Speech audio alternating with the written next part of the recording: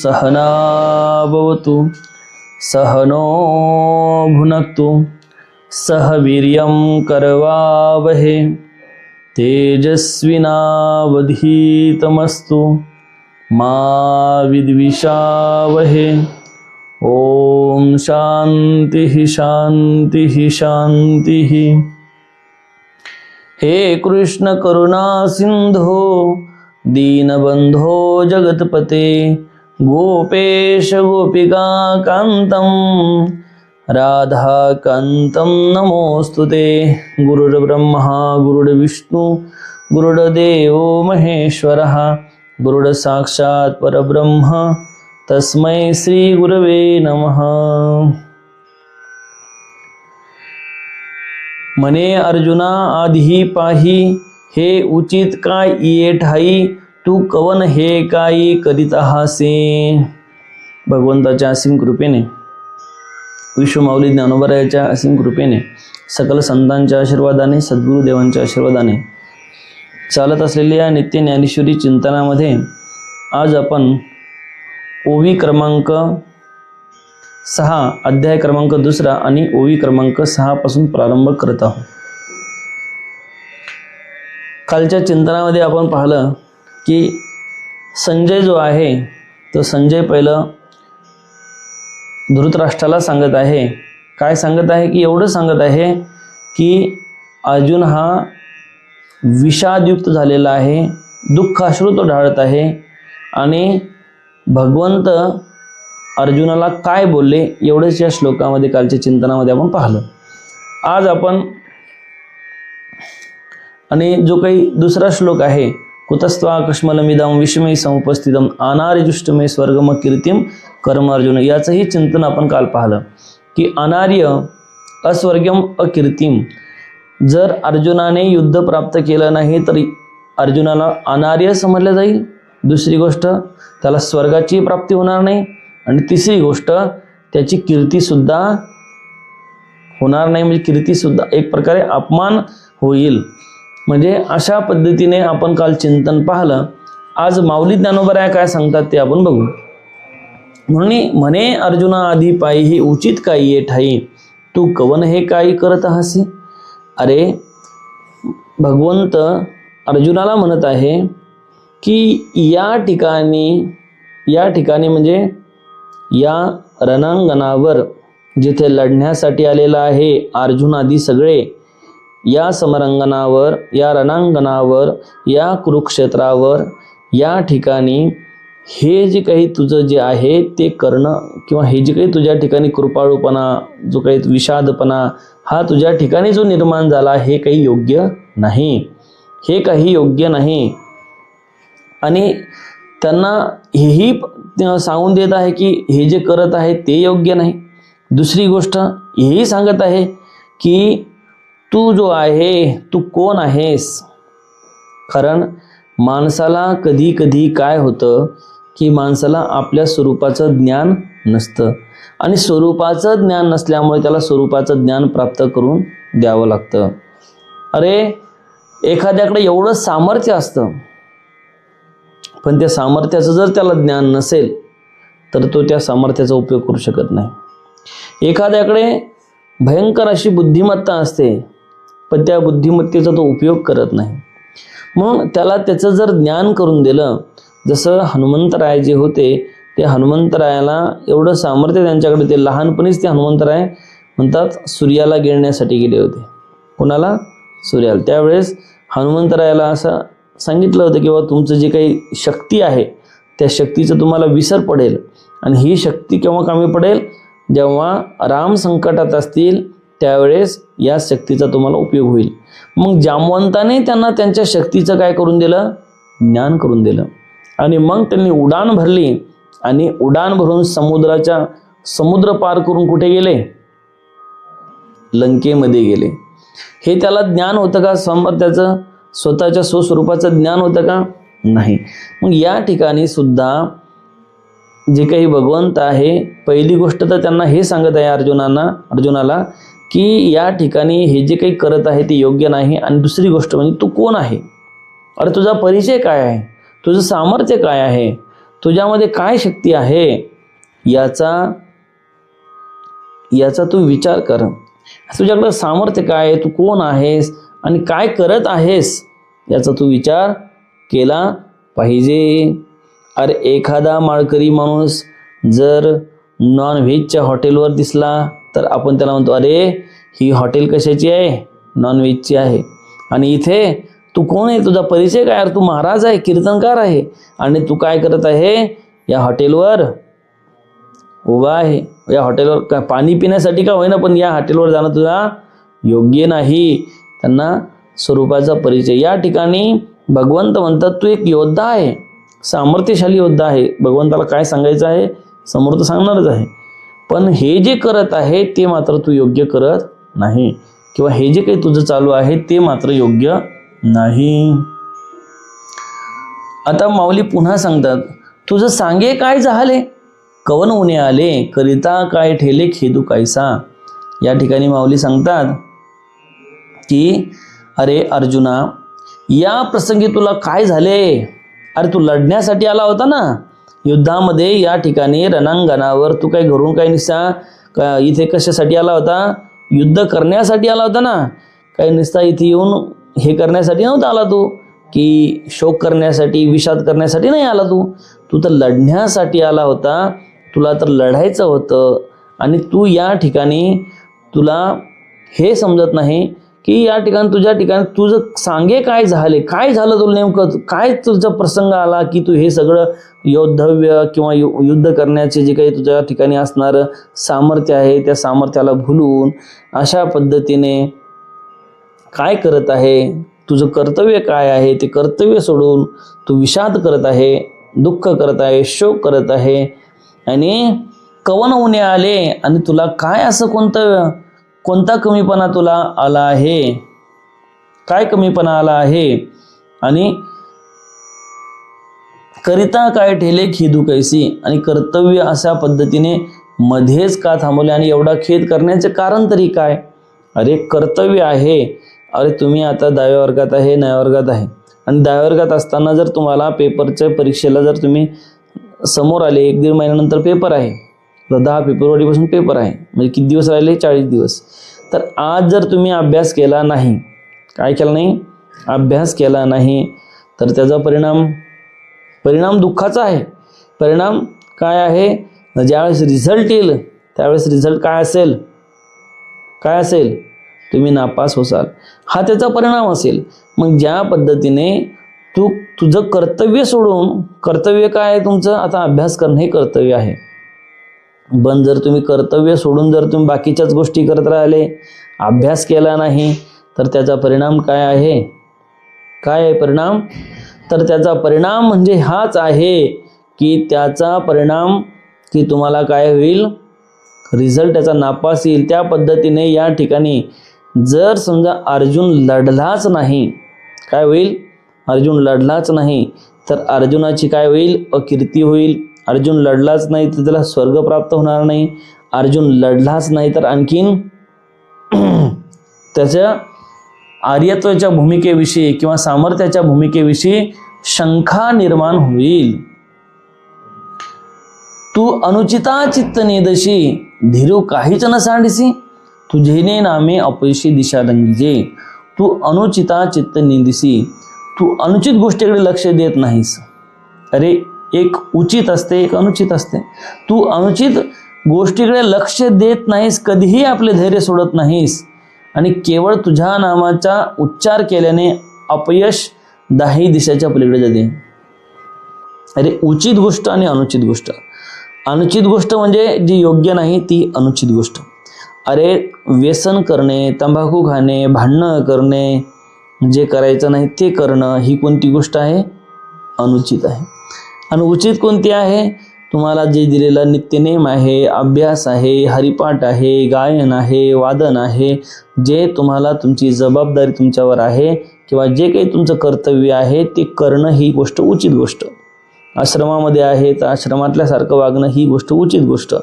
पण जी गोष्ट उचित नाही, अनुचित आहे, त्या पद्धतीनं आपण वागण्याचा जर प्रयत्न केला तर काय होईल, त्याचा परिणाम वेगळा असेल. तू अनुचिता चित्त नेदसे. अरे तुझं जर विचार केला तर तू अनुचित गोष्टीकडे लक्ष देत नाही, म्हणजे जे योग्य नाही त्या गोष्टी तू कधीही करत नाही. पण आज मात्र काय झालं आहे की तू अनुचित गोष्ट करत आहे, की जी गोष्ट योग्य नसताना सुद्धा ती गोष्ट करण्याचा तू काय करत आहे, प्रयत्न करत आहे.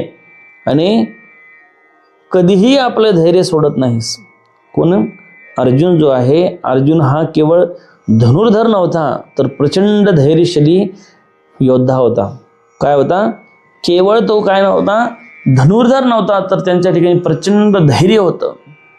आणि भगवंताला त्यांच्या धैर्याचं ज्ञान होतं. आणि भगवंताला त्यांच्या धैर्याचं ज्ञान असल्यामुळे भगवंत म्हणतात की अरे बाबा, ही धीरू काहीच न सांडसी, तू कधीही धीर सोडला नाही. आजपर्यंत मी तुला पाहिलं आहे, अनुभवलं आहे, तुझं धैर्य तू कधी सोडत नाहीस, कधीही तुझ्या धैर्यापासून तू दूर होत नाही. कारण मागेही मी सांगितलं, धैर्य असेल तर योद्धक आहे, धैर्य असेल तरच माणूस काही करू शकतो, आणि धैर्यच नसेल तर काही करू शकत नाही. अरे आम्ही ज्यावेळेस शाळेत होतो, 12वीच्या पेपरला एका विद्यार्थ्याने खूप अभ्यास केला, खूप रट्टा मारून अभ्यास केला, खूप पास केलं, खूप झाला. पण ज्यावेळेस पेपर लिहायला गेला त्यावेळेस त्या पेपरची भीती त्याच्या अंतःकरणामध्ये, त्याला असं वाटतं मला येईल का नाही, मला येईल का नाही, मला येईल का नाही, मला येईल का नाही, आणि मला येईल का नाही, येईल का नाही करता करता करता त्याचा पेपर जो आहे त्याला अपेक्षित जेवढे मार्क होते तेवढे मार्क पडले नाही. आणि त्याच्यापेक्षा पुढं पोरं जे आहे ते पुढं गेले. आणि जो हुशार असताना सुद्धा, पाठांतर असताना सुद्धा मी बरोबर लिहितो का नाही, बरोबर लिहितो का नाही, धैर्य जे आहे ते धैर्य खचल्यामुळं रिझल्ट त्याचा मागे आला.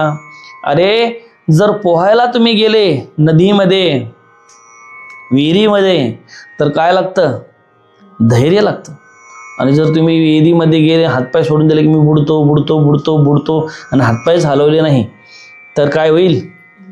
अरे बुडूनच जासाल की नाही. आणि जर विहिरीमध्ये गेले आणि तुम्ही जर म्हणलं की नाही मी पोहू शकतो, मी पोहेल आणि मी पोहणारच, तर 100% तुम्हाला पोहणं आल्याशिवाय राहणार नाही. म्हणून धैर्य महत्वाचं आहे.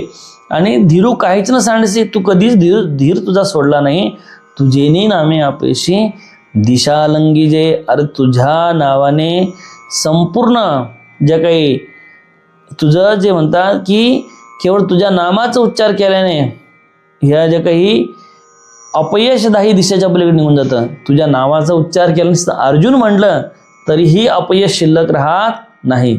एवढं सामर्थ्य अर्जुनाचं होतं की नुसतं अर्जुनाचं नाव जरी घेतलं तरी अपयश या दिशा सोडून निघून जातं. आता माऊली आणखीन काय सांगतात, कारण त्यांना स्वस्वरूपाचं ज्ञान करून देण्याचं काम कोण करतात? देव करतात. तू कोण आहेस, तुझा परिचय काय आहे, आणि तू जे काय करत आहे ते योग्य करत नाही. तू शूर उडतीचा ठाओ, क्षत्रिया माझी राहो, तुझी या लाठेपणाचा आहो तीही लोकी. अरे परिचय करून देत असताना समजा तू शूर उडतीचं स्थान आहेस. काय आहे? तू शूर उडतीचं स्थान आहेस. अर्जुना तू काही साधारण माणूस नाही. अरे शूरता जर कोणाकडे असेल असं जर कोणी म्हणत असेल तर ते म्हणतात की त्याचं उदाहरण म्हणजे अर्जुन आहे. शूरतेचं उदाहरण काय आहे? अर्जुन आहे. अरे आपण म्हणतो बुद्धिमत्तेचं उदाहरण कोण आहे? अरे एखाद्याचा परिचय करत असताना आपण म्हणतो की हा बुद्धिमत्तेचं याचं उदाहरण आहे, याच्यासारखा बुद्धिवान माणूस कोणी नाही, आहे का नाही? याच्यासारखा धैर्यवान कोणी नाही, याच्यासारखा हुशार कोणी नाही. आपण म्हणतो का ना शाळेत, हा खूप हुशार आहे, खूप बुद्धिमान आहे, त्याचा परिचय आपण करून देतो. तू शूर वृत्तीचा ठाव. अरे तुझी जी वृत्ती आहे शूर वृत्ती आहे आणि तू शूरवृत्तीचं स्थान आहेस. सांगतात की तू काय आहे? शूरवृत्तीचं स्थान आहेस. आणि क्षत्रिया माझी राहो, सर्व क्षत्रियामध्ये तू राजा आहेस. अरे राजा म्हणजे सर्वश्रेष्ठ कोण आहे? अरे आपल्यापैकी आपल्या देशाचे पंतप्रधान आणि राष्ट्रपती हे काय आहे? सर्वश्रेष्ठ आहे. देशाचा पहिला नागरिक जर कोण असेल तर तो राष्ट्रपती असतो आणि तो सर्वात श्रेष्ठ आहे, या देशामध्ये सर्वात श्रेष्ठ आहे. तसा राजा हा आपल्या राज्यामध्ये सर्वश्रेष्ठ असतो. काय असतो? सर्वश्रेष्ठ असतो. म्हणून तू शूरवृत्तीचा क्षत्रिय माझी राहो. तू क्षत्रियामध्ये राव म्हणजे राजा आहे. म्हणजे तुझ्या ठिकाणी क्षत्रिय जे क्षत्रिय समाज आहे त्या क्षत्रिय समाजामध्ये तुझ्यासारखं नाव कोणाचं नाही. तुझ्या लाठेपणाचा होती ही लोकी. तुझ्या लाठेपणाचा म्हणजे तुझ्या शौर्याचा डंका त्रैलोक्यात आहे. अरे तू अर्जुन म्हणल्यानंतर सगळे अर्जुनाला घाबरायचे. का घाबरायचे ते पुढे सांगणारच आहे.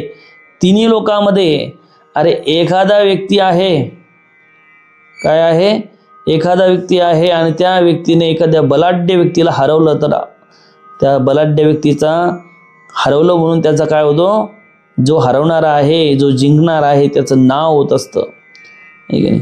अरे सचिन तेंडुलकर असेल, विराट कोहली असेल, यांचं पूर्ण जगामध्ये नाव आहे क्रिकेट जगतामध्ये. का की यांच्या कर्तृत्वाने काय केलं आहे, आपली सिद्धता सिद्ध केली आहे.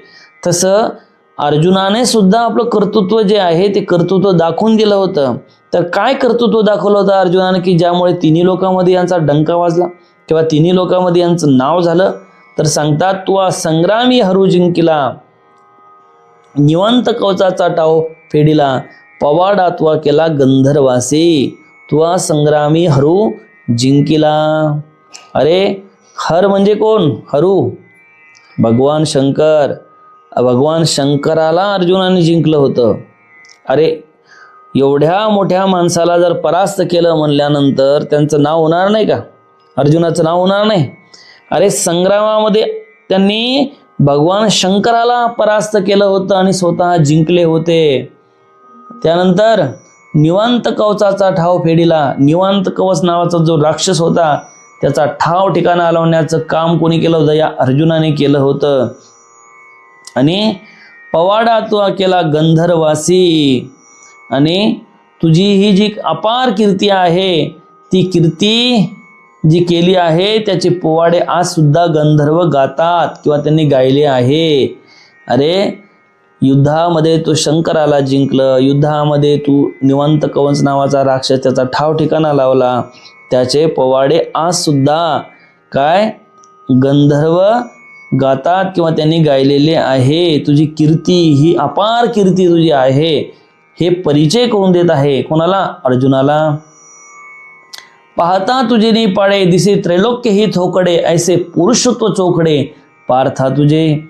अरे पाहता तुझे नी पाडे, पाहता तुझे नी पाडे, दिसे त्रैलोक्य ही थोकडे. अरे अशा पद्धतीने तुझ्या पराक्रमाचा विचार केला ना तर असं वाटतं की हे त्रैलोक्यही लहान आहे. काय आहे, हे त्रैलोक्यही लहान आहे अशा पद्धतीचा आपल्या लक्षात आल्याशिवाय राहणार नाही. ज्या पद्धतीने हा तुझा पराक्रम आहे त्या पराक्रमासमोर त्रैलोक्यही थोकडं वाटतं.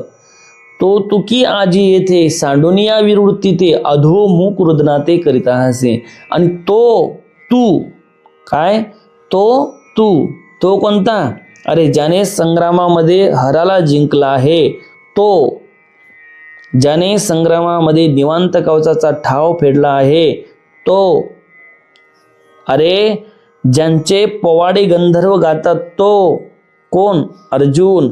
आणि तोच तू काय, तोच तू या ठिकाणी काय करत आहे, सांडून या वीरवृत्ती ते, तुझ्या वीरवृत्तीला तू सांडून, तुझ्याकडे सामर्थ्य जे आहे त्या सामर्थ्याला सांडून काय करते, अधोमुख रुदनाते करिता हसे. अरे अधोमुख म्हणजे मुंडकं खाली घालून, मान खाली घालून रडत बसला आहे. काय करत आहे, रडत बसला आहे. अरे तुझ्या लाठेपणाचा तिन्ही लोकांमध्ये तुझ्या लाठेपणाचा आव आहे, तुझी कीर्ती आहे आणि तुझ्या जे पराक्रमाची कीर्ती सगळीकडे वखणल्या जाते, गंधर्व गात आहे तुझी कीर्ती. आणि तो अर्जुना तू या ठिकाणी या रणांगणावर रथाच्या खाली उतरून अशा पद्धतीने रडत बसला आहे. हे का तुला शोभणार आहे का, हे योग्य आहे का, हे योग्य नाही आहे. विचारी तू अर्जुना की कारुण्य कीजिसी दिनो सांग पा अंधकारे भानू ग्रासिला आथी. विचारी तू अर्जुना की कारुण्य कीजिसी दिनो सांग पा अंधकारे भानू ग्रासिला आथी. अरे अर्जुना, तू खरोखर विचार कर की परंतु कारुण्याने दिन का बरं झाला आहेस. तू सांग, अंधाराने सूर्याला कधी गिळला आहे. अरे उदाहरण देऊन माऊलीने सांगितलं की असं कधी झालं का की अंधाराने सूर्याला गिळलं. अरे अंधार आला आणि अंधाराने संपूर्ण सूर्य आहे सूर्यच घेऊन घेतला आणि मग सूर्यच राहिला नाही, असं होईल का.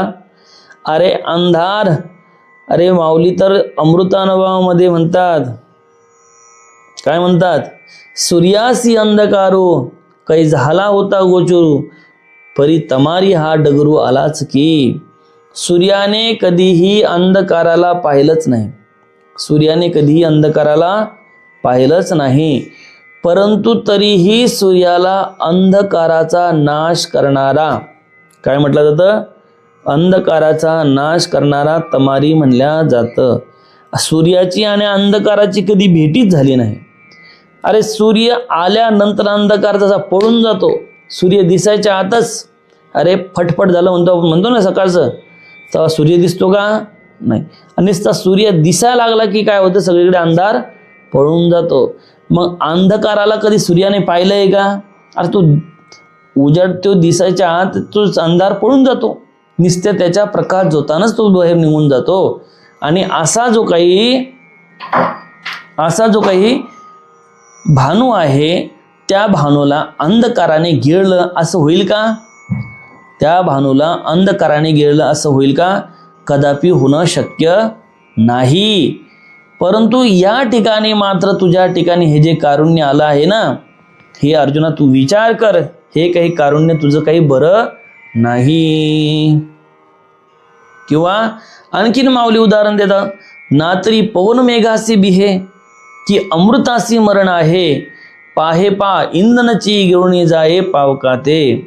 ना तरी पवन मेघासी बिहे. पवन कशाला म्हणतात, पवनपुत्र हनुमान. पवन कशाला म्हणतात,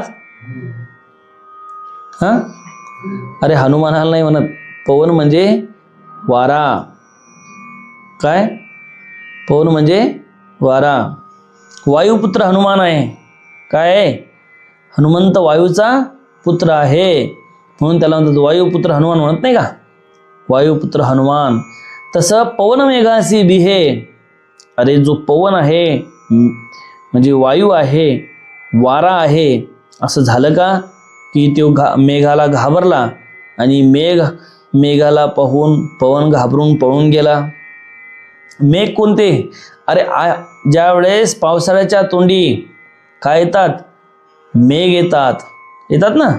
आणि मेघ आल्यानंतर जे मेघ आहे ते मेघ आपण म्हणतो की त्या पावसाळ्याने मेघ जशी पुढे निघून जातात. कसे निघून जातात, आपण म्हणतो या ठिकाणी वारा आला नसताना तर आपल्याकडेच पाणी पडलं असता, पण वारा आला आणि वाऱ्याने सगळे आभाळ किंवा सगळं ढग किंवा जे काही मेघ आहे त्या मेघाला पळवलं. म्हणजे जी मेघ आहे ते मेघ पळवण्याचं काम कोण करतं, तर वारा करतो. पण असं कधी झालं का, पवन मेघासी बिहे.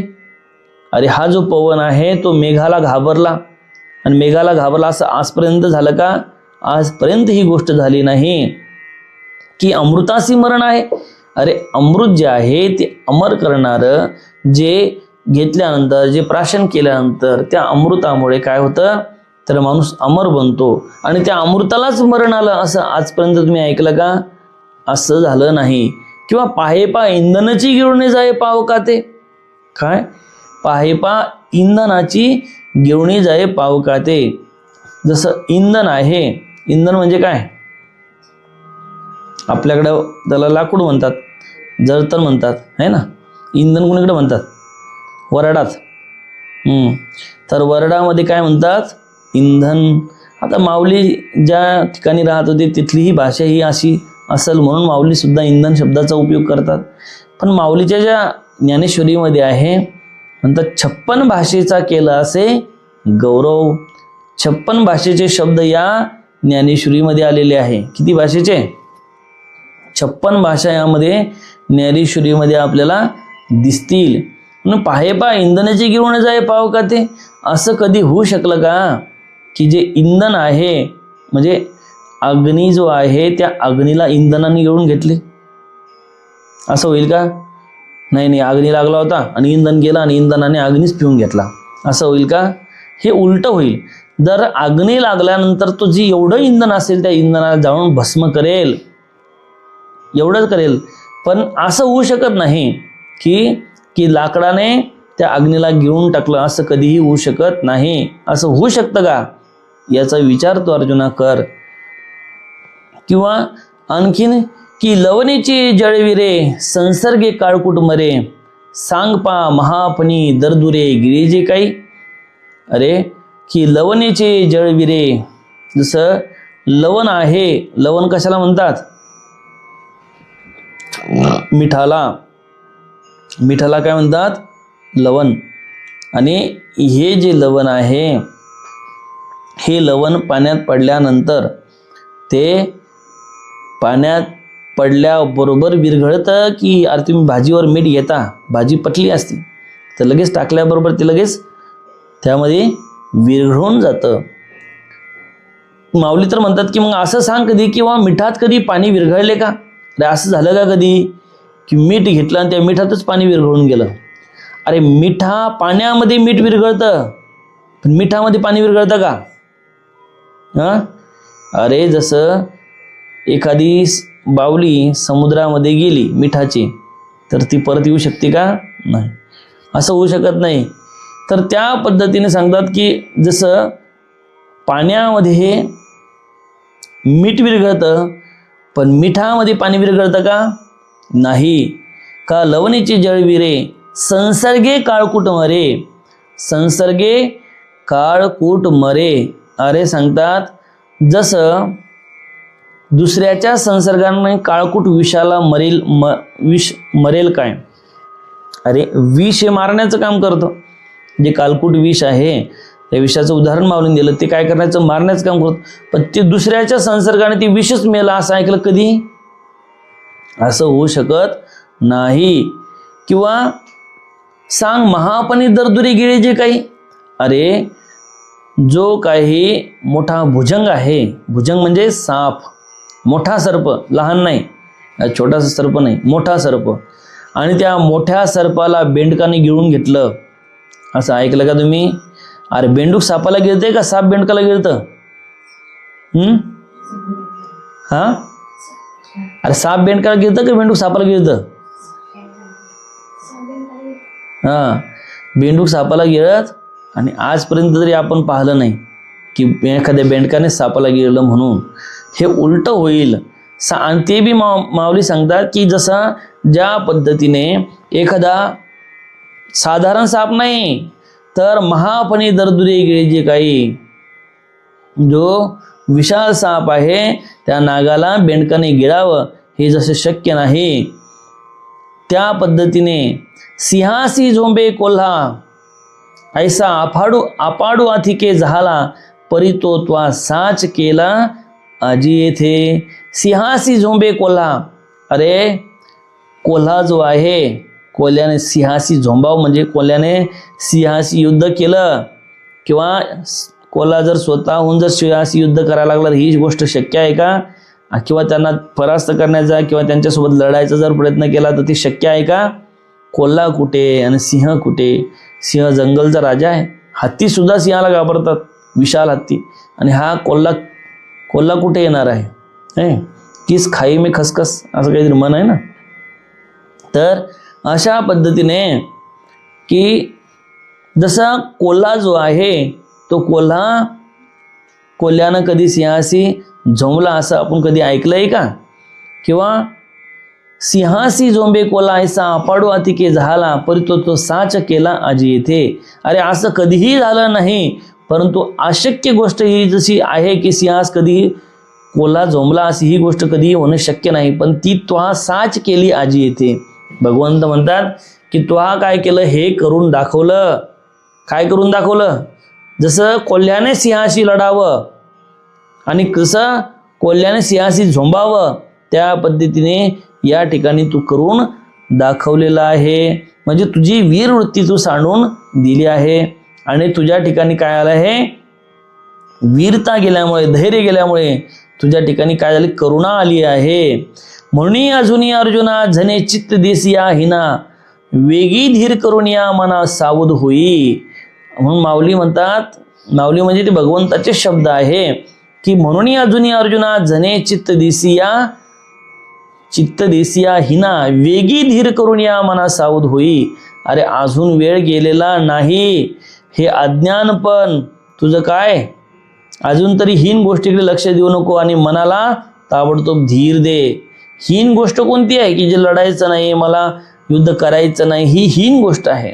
म्हणून या हीन गोष्टीकडे काय कर, तू लक्ष देऊ नको. जी अयोग्य आहे त्या अयोग्य गोष्टीकडे लक्ष देऊ नको. तुझ्या ठिकाणी जे हे काही भरलेलं आहे ना, मोह, माया, स्वजनाविषयी आपुलकी, याच्यापासून तू दूर हो. काय कर तर तू दूर हो. आणि हा गा तू जाणता, आणखीन एक ओवी राहिली या ठिकाणी, सांडी हे मूर्खपण उठी घे धनुष्यबाण, संग्रामी हे कवन कारुण्य तुझे. सांडी हे मूर्खपण. आता तर देवाने आणखीन एक गोष्ट सांगून टाकली.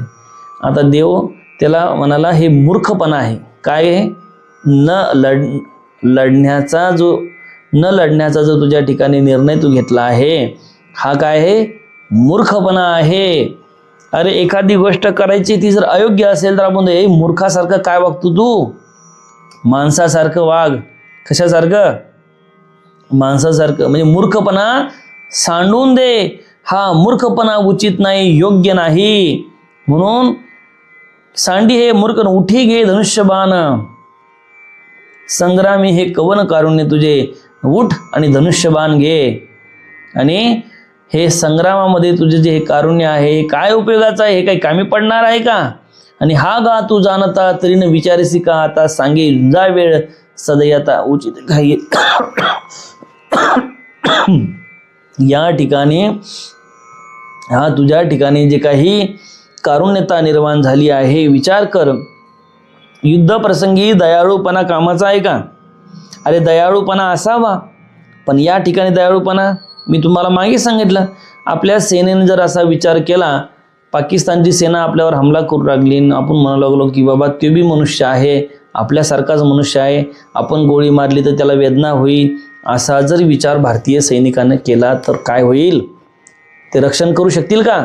ते रक्षण करू शकणार नाही. त्या ठिकाणी कारुण्य, दयाळूपणा ह्या गोष्टी कामी येणार नाही. त्या ठिकाणी धैर्य लागेल, त्या ठिकाणी लढण्याचं इच्छाशक्ती लागेल आणि समोर येणारा जो शत्रू आहे त्याच्यासोबत दोन हात करण्याचं सामर्थ्य सुद्धा लागेल. अर्जुना, हे तुझ्या ठिकाणी जे होत आहे ना ते योग्य नाही. यामुळे काय होईल तर हे बघ, हे अस्तिया कीर्तीसी नाशू आणि परा त्रिकासी अपभ्रंशू म्हणे जगन्निवासू अर्जुना ती. यामुळे काय होईल तर तुझी जी कीर्ती आहे, युद्धप्रसंगी तुझ्या ठिकाणी जे कारुण्य निर्माण झालं आहे त्यामुळे तुझ्या कीर्तीचा नाश होईल. कशाचा नाश होईल? कीर्तीचा नाश होईल आणि परलोकाला सुद्धा मुकावं लागल. तुझी कीर्ती ही शिल्लक राहणार नाही आणि परलोक सुद्धा, म्हणजे स्वर्गामध्ये, युद्धामध्ये तू मेला तरी तुला स्वर्ग आहे आणि युद्ध जिंकला तरी हे तर इथलं जे काही राजवैभव तुला तर भोगायला भेटेलच, पण स्वर्गाची प्राप्ती सुद्धा होईल. पण जर लढलाच नाही तर काय, स्वर्गही प्राप्त होणार नाही. आणि दुसरी गोष्ट काय, तुझी अपकीर्ती होईल. लोक म्हणतील की अरे त्रैलोक्यामध्ये याचा निस्ता अर्जुन अर्जुन म्हणत होते आणि काय अर्जुन तर भेकाळ निघाला, युद्ध सोडून पळून गेला. आतापर्यंत लोक म्हणत होते ती सगळी गोष्ट खोटी होती, आतापर्यंत अर्जुनाचा नावाचा उदो करत होते ती योग्य नव्हतं, असं लोक म्हणतील. आणि अशा पद्धतीने माऊलीने या ठिकाणी सुंदर असं विवेचन केलेलं आपल्याला दिसते. ओम पूर्णमदः पूर्णमिदं पूर्णात् पूर्णमुदच्यते पूर्णस्य पूर्णमादाय पूर्णमेवावशिष्यते. ओम शांती शांती शांती.